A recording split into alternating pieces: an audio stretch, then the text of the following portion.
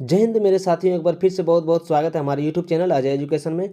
दोस्तों, फिर से हम इस वीडियो में लाए हैं टॉप 15 प्रश्नों का, जो हम लोग प्रैक्टिस सेट करेंगे। तो जो प्रश्नों की संख्या होगी 15 होगी। जो हमने क्वेश्चन को ऐड किए हैं वो सभी का सभी प्रश्न एनसीईआरटी का है, जो हमारे पिछले वर्षों में बिहार पुलिस में पूछा गया सवाल है। तो दोस्तों, आइए शुरुआत करते हैं आज का क्लास का पहला क्वेश्चन से। तो दोस्तों, वीडियो को जरूर अंत तक देखिएगा, क्लास को जरूर अंत तक देखिएगा, क्योंकि आपके लिए बहुत ही महत्वपूर्ण और घातक साबित होने वाले हैं। क्योंकि कहीं से भी प्रश्न आपका 5 से 6 प्रश्न पूछ सकता है, क्योंकि प्रीवियस ईयर से भी क्वेश्चन भी बहुत सारे पूछते हैं। तो आइए आज का पहला सवाल से शुरुआत करते हैं। चलिए, आज का पहला सवाल का प्रश्न का आंसर लगाइए। आज का पहला सवाल है, भारत में उष्णकटिबंधीय सदाबहार वन पाए जाते हैं। देखिए, ऑप्शन में है उत्तर प्रदेश में, झारखंड में, असम में, छत्तीसगढ़ में। तो देखिए, उष्णकटिबंधीय सदाबहार वन जो पाए जाते हैं, ये पाए जाते हैं असम में पाए जाते हैं। कहाँ पाए जाते हैं? असम में पाए जाते हैं। अगला सवाल है, निम्नलिखित में से कौन से राष्ट्रपति सबसे कम समय तक पद पर रहे हैं? ऑप्शन है संजीव रेड्डी, बीपी गिरी, डॉक्टर जाकिर हुसैन और डॉक्टर शंकर दयाल शर्मा। तो देखिए, इसका जो सही जवाब हो जाएगा डॉक्टर जाकिर हुसैन, यानी कि ऑप्शन सी। सबसे कम समय तक जो है यह राष्ट्रपति के पद पर रहे थे। अगला सवाल है, 2011 की जनगणना के अनुसार भारत में सर्वाधिक जनसंख्या वाला राज्य कौन कौन सा है? ऑप्शन है पश्चिम बंगाल, बिहार, केरल, उत्तर प्रदेश। तो देखिए, सबसे सर्वाधिक जनसंख्या वाला जो राज्य था यह था उत्तर प्रदेश। 2011 की जनगणना के अनुसार जो है भारत का सर्वाधिक जनसंख्या वाला जो राज्य था वह था उत्तर प्रदेश। अगला सवाल है, चलिए फटाफट से क्वेश्चन नंबर 4 का आंसर लगाइए। क्वेश्चन नंबर 4 है, 900 किलोमीटर की चार धाम हाईवे प्रोजेक्ट किस राज्य में निर्माणाधीन है? तो ऑप्शन में है उत्तर प्रदेश में है, बिहार में है, हिमाचल प्रदेश में, उत्तराखंड में है। तो देखिए, 900 किलोमीटर की जो चार धाम हाईवे प्रोजेक्ट जो राज्य में निर्माण किया गया है, ये है उत्तराखंड में। कहाँ किया गया है? उत्तराखंड में, यानी कि ऑप्शन डी जो है इसका राइट आंसर हो जाएगा। आइए अगला सवाल पे, क्वेश्चन नंबर 5 का आंसर दीजिए। क्वेश्चन नंबर 5 है, अंबेडकर जयंती कब मनाई जाती है? देखिए, चलिए फटाफट से लगाइए, इसका क्वेश्चन आंसर क्या होगा। अंबेडकर जयंती, ऑप्शन है 11 जुलाई, 12 जून, 14 अप्रैल, 14 मई। तो देखिए, अंबेडकर जयंती जो मनाया जाता है, ये मनाया जाता है 14 अप्रैल को। कब मनाया जाता है? 14 अप्रैल को, यानी कि ऑप्शन सी हो जाएगा इसका राइट आंसर। अगला सवाल है, चलिए क्वेश्चन नंबर 6 का जल्दी से फटाफट से आंसर लगाइए। क्वेश्चन नंबर 6 में है, बस संयोजी ऊतक ऊतक अस्थियों से मांसपेशियों को जोड़ता है, यानी कि कौन सा संयोजी ऊतक जो अस्थियों को मांसपेशियों से जोड़ता है? ऑप्शन है उपास्थि है, कंडरा है, स्नायु है, एरिओलर उत्प्लवक है। तो देखिए, इसका सही जो जवाब हो जाएगा ये हो जाएगा कंडारा। क्या हो जाएगा? कंडारा, ऑप्शन बी। अगला सवाल है, चलिए अगला सवाल का क्वेश्चन नंबर 7 का फटाफट से आंसर लगाइए, क्या होगा। अभिनव कहाँ का प्रमुख केंद्र रहा है? देखिए, अभिनव जो है कहाँ का प्रमुख कला केंद्र रहा है? ऑप्शन है जापान, जर्मनी, कनाडा, फ्रांस। देखिए, अभिनव जो है फ्रांस का प्रमुख कला केंद्र है। कहाँ का है? फ्रांस का। अगला सवाल है, चलिए क्वेश्चन नंबर 8 का फटाफट से आंसर लगाइए, क्या होगा। एक समांतर चतुर्भुज की दो सन्निकट भुजाएं और विकर्ण के बराबर है, वह क्या होगा? देखिए, ऑप्शन में है वर्ग होगा, समलंब होगा, पतंग होगा, डॉट होगा, क्या होगा? तो देखिए, इसका जो सही आंसर जो हो जाएगा ये हो जाएगा ऑप्शन ए, वर्ग होगा। क्या हो जाएगा? वर्ग होगा। अगला सवाल क्वेश्चन नंबर 9 का आंसर लगाइए फटाफट से, क्या होगा। भारत का वाटरमैन के नाम से कौन जाना जाता है? देखिए, भारत का जो है वाटरमैन के नाम से कौन जाना जाता है? ऑप्शन में है भगत सिंह है, मान सिंह को, राज सिंह को, राजेंद्र सिंह को। तो देखिए, भारत का वाटरमैन जो कहा जाता है ये राजेंद्र सिंह को कहा जाता है। किसको कहा जाता है? राजेंद्र सिंह को, यानी कि ऑप्शन डी। चलिए क्वेश्चन नंबर 10 का आंसर लगाइए फटाफट से। विश्व स्वास्थ्य दिवस कब मनाया जाता है? देखिए, विश्व स्वास्थ्य दिवस जो कब मनाया जाता है, ऑप्शन में है 11 जुलाई, 17 मई, 12 जनवरी, 7 अप्रैल। तो देखिए, जो विश्व स्वास्थ्य दिवस जो मनाया जाता है ये 7 अप्रैल को मनाया जाता है। कौन सा हो जाएगा? 7 अप्रैल का मनाया जाता है। तो इसका जो है राइट आंसर अब ऑप्शन डी लगाइएगा। अगला सवाल क्वेश्चन नंबर 11 का, देखिए 11 का फटाफट से बताइए। ध्वनि का सबसे तेज माध्यम संचारित होता है? देखिए, ध्वनि का जो है सबसे तेज माध्यम में संचारित होता है, किस में होता है? देखिए, ऑप्शन में दिया है ठोस, द्रव्य, गैस, निर्वात। तो देखिए, ध्वनि का जो सबसे माध्यम जो संचारित होता है ये ठोस में होता है। किस में होता है? ठोस में होता है, यानी कि ऑप्शन जो है ए इसका सही जवाब हो जाएगा। चलिए क्वेश्चन नंबर 12 का फटाफट से आंसर लगाइए। क्वेश्चन नंबर 12, वृष्टि छाया क्या है? देखिए वृष्टि छाया क्या है?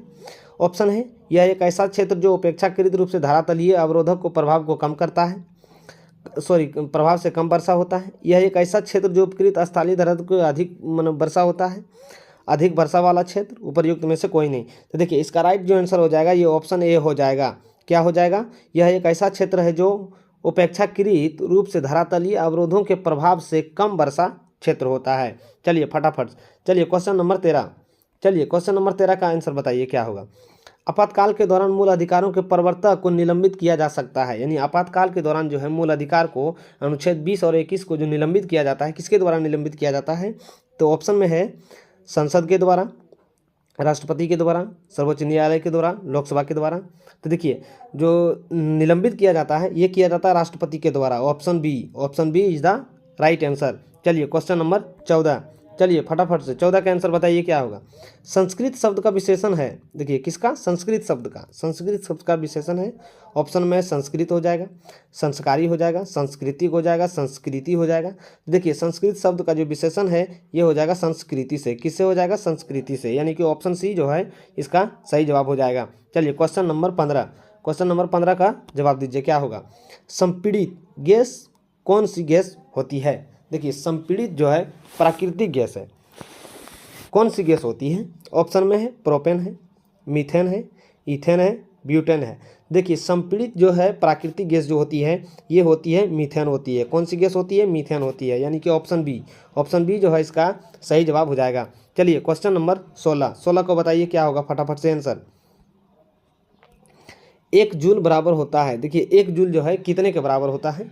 ऑप्शन में है 1 न्यूटन मीटर, 1 न्यूटन प्रति मीटर, 10 न्यूटन मीटर, उसके बाद वह 1 न्यूटन मीटर स्क्वायर। तो देखिए 1 जूल जो बराबर होता है, तो 1 जूल जो बराबर होता है ये होता है 1 न्यूटन मीटर होता है, यानी कि ऑप्शन ए जो है इसका सही जवाब हो जाएगा। क्वेश्चन नंबर 17, चलिए क्वेश्चन नंबर 17 में रीजनिंग का सवाल है, फटाफट से बताइए क्या होगा। इस श्रृंखला की अगली संख्या क्या होगी? देखिए 2 से 5 बढ़ा है, यानी कि 3 बढ़ा है, फिर 5 से 10 बढ़ा है, यानी कि जो है इसमें 5 बढ़ा है, यानी कि 3 पहले बढ़ा है, 3 से उसके बाद 5 बढ़ा है, फिर 5 से बाद 7 बढ़ा है, 7 के बाद जो है फिर कितना बढ़ा है? 9 बढ़ा है, 9 के बाद फिर जो है 11 बढ़ा है, 11 के बाद जो है फिर क्या हो जाएगा? 13 बढ़ जाएगा। तो 13 में 37 हम जोड़ देंगे, 37 जोड़ देंगे तो ये 50 आ जाएगा, यानी कि ऑप्शन ए जो है इस प्रश्न का करेक्ट आंसर हो जाएगा। चलिए क्वेश्चन नंबर 18 का बताइए फटाफट से क्या होगा। चलिए 18 का इजी सवाल है। विफलता का विपरीतार्थक शब्द क्या होगा? देखिए चलिए विफलता का ऑप्शन में है सहजता, सफलता, सुगमता और सार्थकता। समझ गए? चलिए फटाफट से बताइए क्या होगा।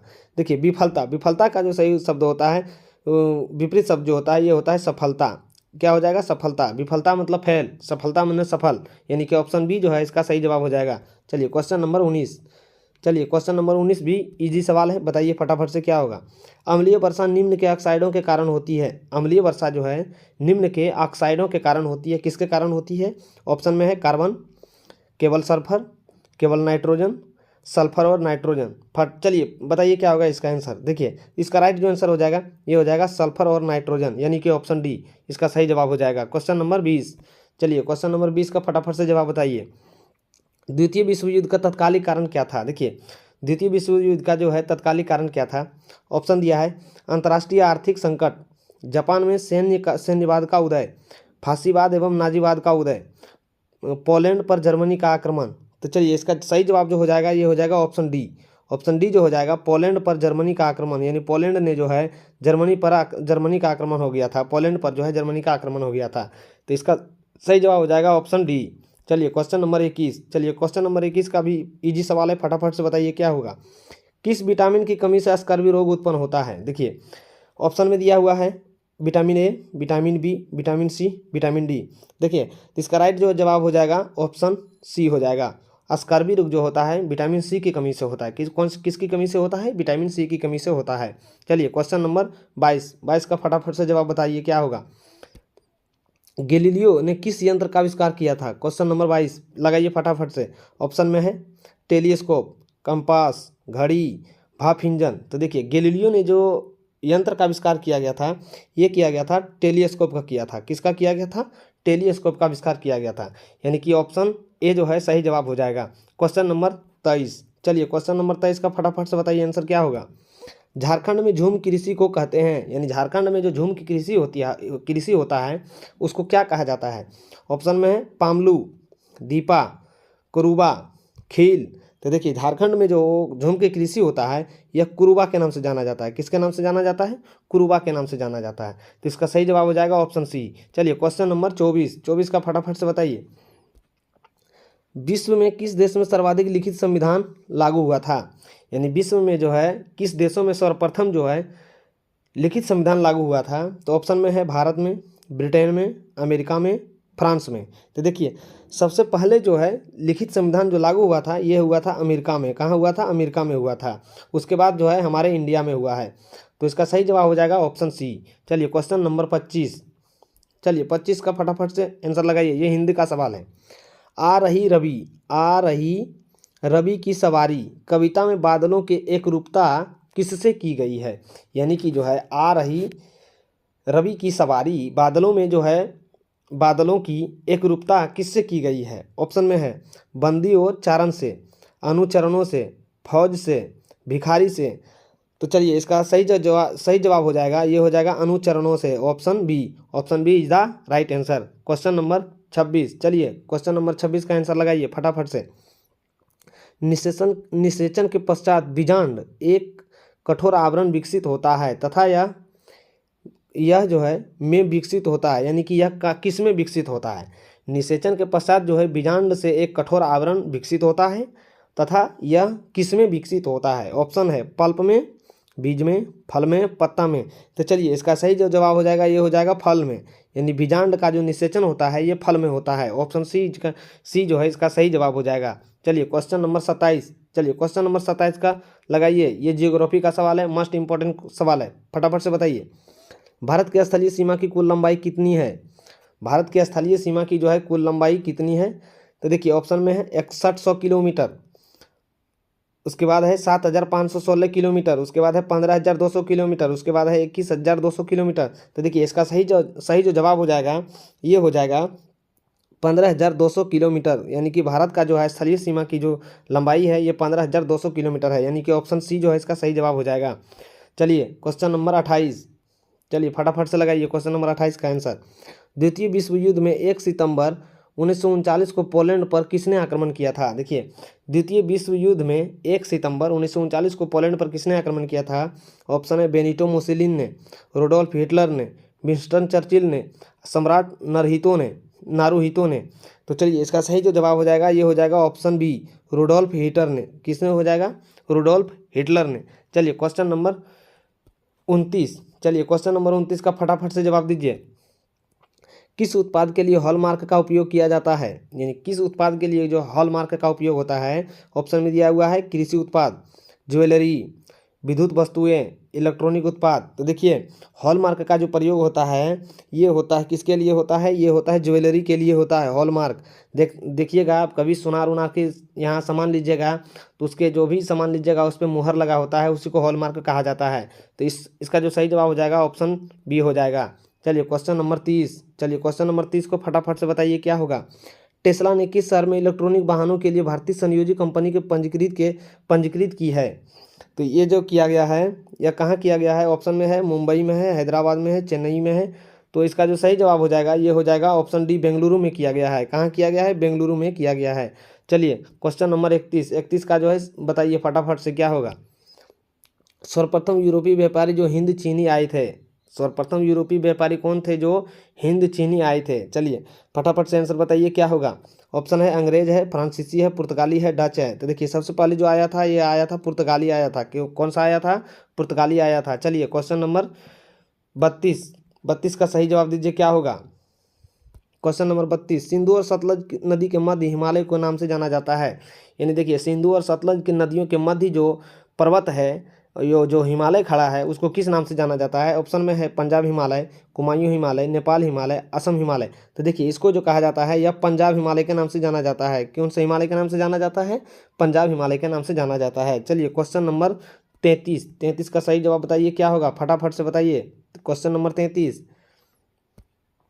परमाणु ऊर्जा संयंत्र में विद्युत उत्पन्न करने के लिए किस समस्थानिक का उपयोग किया जाता है? देखिए परमाणु ऊर्जा संयंत्रों में जो है विद्युत उत्पन्न करने के लिए किस समस्थानिक का प्रयोग किया जाता है? ऑप्शन में है तो इसका जो राइट आंसर हो जाएगा ये हो जाएगा यूरेनियम 235। क्या हो जाएगा? यूरेनियम 235। क्वेश्चन नंबर 33 का जो है सही जवाब हो जाएगा ऑप्शन ए। चलिए क्वेश्चन नंबर 34, चलिए फटाफट से बताइए क्या होगा। राज्यसभा के लिए 1/3 सदस्य अवकाश ग्रहण करते हैं प्रत्येक कितने वर्षों में? ऑप्शन है 2 वर्षों में, 4 वर्षों में, 5 वर्षों में, 6 वर्षों में। तो देखिए 2 वर्षों में जो है प्रत्येक 1/3 जो है सदस्यों का अवकाश ग्रहण करते हैं। तो क्वेश्चन नंबर जो है 34 का ऑप्शन ए जो है सही जवाब हो जाएगा। चलिए क्वेश्चन नंबर 35 का सही जवाब बताइए क्या होगा। पर्सा के राजा विलियम प्रथम ने कहाँ जर्मनी का सम्राट घोषित किया था?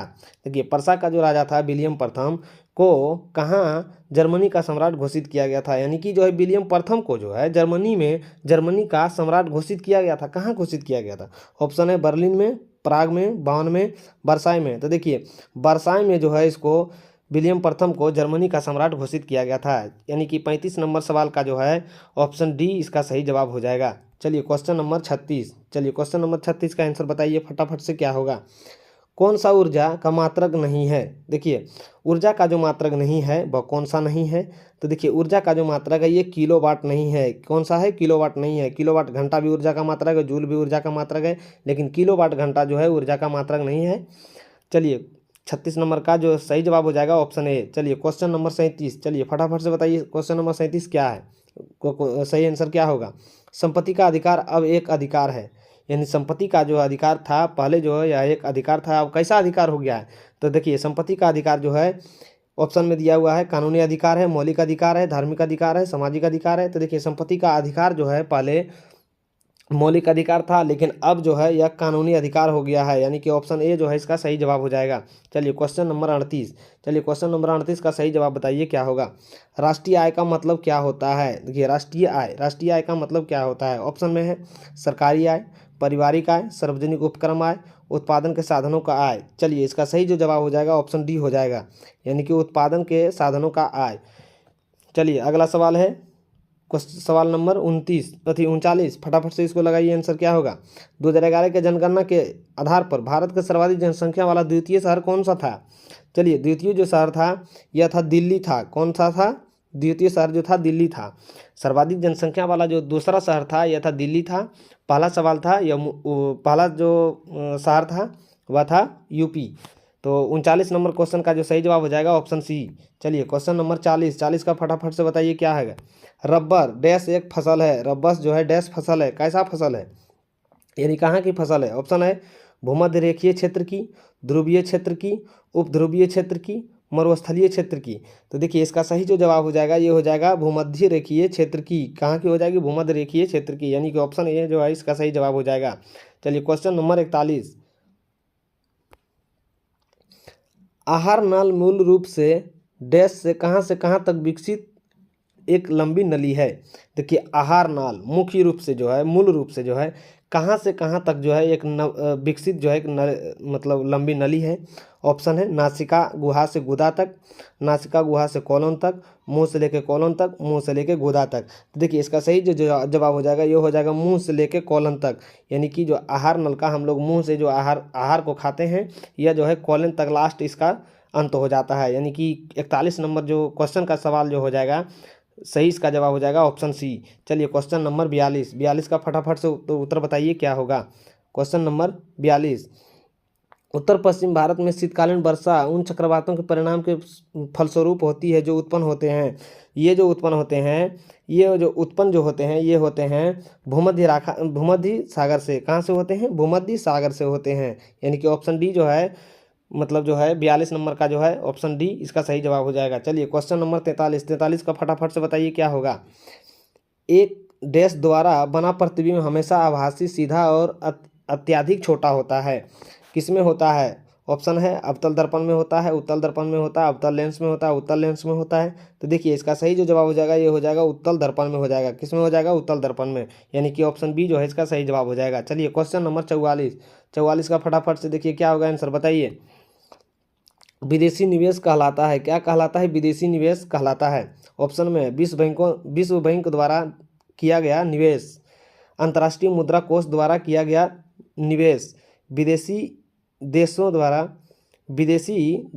किया गया निवेश, बहुराष्ट्रीय निगमों द्वारा किया गया निवेश। तो देखिए इसका सही जो जवाब हो जाएगा ये हो जाएगा बहुराष्ट्रीय निगमों द्वारा किया गया निवेश, यानी कि ऑप्शन डी जो है इसका सही जवाब हो जाएगा। चलिए क्वेश्चन नंबर 45, चलिए 45 का फटाफट से बताइए क्या हो जाएगा।